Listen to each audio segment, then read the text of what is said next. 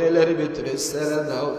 হযরতে মূসা তার চোখের সামনে, মার সামনে যদি সন্তানকে হত্যা করা হয়, মার সামনে যদি সন্তানকে আগুনের ভিতরে পোড়া হয়, বাবার সামনে যদি আগুনের ভিতরে সন্তানকে পোড়া হয়, তেলের ভিতরে যদি দেওয়া হয়, ওই মা ওই বাবার কি অবস্থা হইবে আমি বাবা আপনাদেরকে বুঝাইয়া বলতে পারবো না।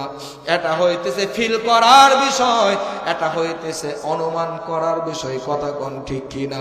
হযরতে মূসা তার সামনে জল্লাদকে যখন ফেরাউন অর্ডার করেছে, জল্লাদ এবার মূসা তার বড় সন্তানটাকে ধরিয়া ডেকের ভিতরে দিয়ে দিছে। ডেকের ভিতরে পড়িয়া মূসা তার বড় সন্তানের গোশত আলাদা, হাড্ডিগুলো আলাদা হয়ে গেছে। হযরতে মূসা তার কান্নাই কান্নায় চোখ দ্বারা ঝরঝর ঝরঝর করিয়া পানি পড়তেছে, মুখটা ছোট হয়ে গেছে, কলিজাটা ভেঙে গেছে। আর এদিক দিয়ে হৃদয়ের মাধ্যমে আমার আল্লাহর সাথে সম্পর্ক লাগাইয়া দিছে। আমার মালিক আল্লাহকে ডাক দিয়ে কই, আল্লাহ দেখো দেখো, ফেরাউন আমার দুশমন, তোমার পয়গম্বর মূসার দুশমন। ওরে আল্লাহ, আমি মূসা ঈমান ছাড়ি নাই, এজন্য আমার চোখের সামনে আমার সন্তানটাকে ফুটন্ত তেলের ভিতরে দিয়ে দিছে। সন্তানের লাশ থেকে গোশত আলাদা, হাড্ডিগুলো খড় কুটার মতো উপরে ভেসে আসছে।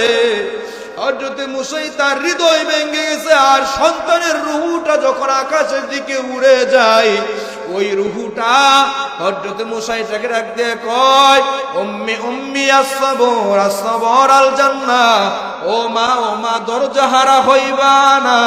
জালেমরা যতই নির্যাতন করুক, আমাদের জন্য আল্লাহর জান্নাত অপেক্ষা করতেছে। আল্লাহু আকবার।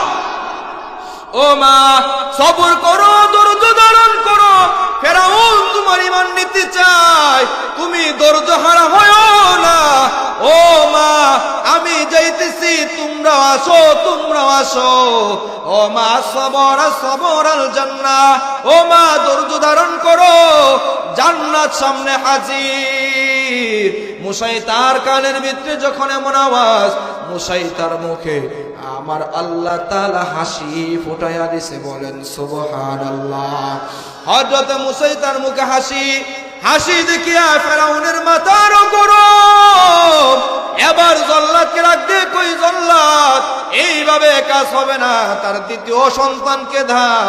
দ্বিতীয় সন্তানকে যখন দেওয়া হয়, দ্বিতীয় সন্তানের শরীর থেকে মাংস আলাদা হয়ে যায়, হাড্ডিগুলো খড়কুড়ার মতো ভেসে উঠছে। এবার দ্বিতীয় সন্তান